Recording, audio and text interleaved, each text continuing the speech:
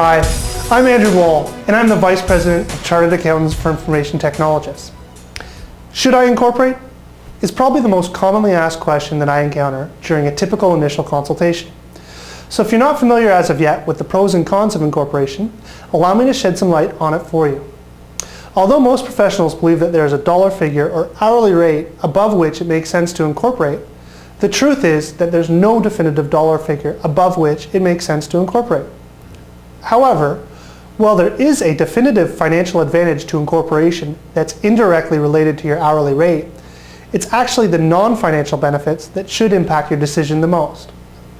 When helping a client to decide whether to incorporate or not, we here at CA4IT always analyze the non-financial benefits first. We determine if the client wants to be a contractor or if they're simply working at their present job until a full-time position becomes available.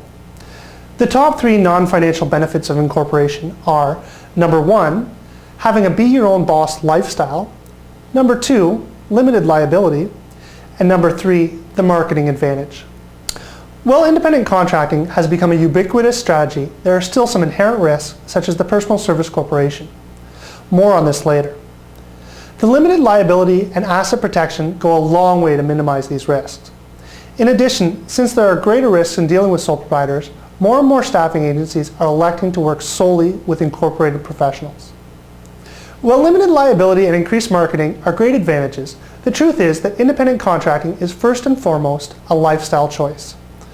While independent contracting does bring a greater independence and more control and flexibility in your work, the fact remains that it also requires more networking, marketing, and financial skills than being a full-time employee.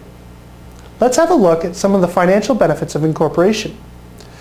One of the benefits results from the significantly lower corporate tax rate. Let me explain. As of today, the corporate tax rate with the small business deduction is only 15.5%, and the current personal tax rate can skyrocket to as high as 46%.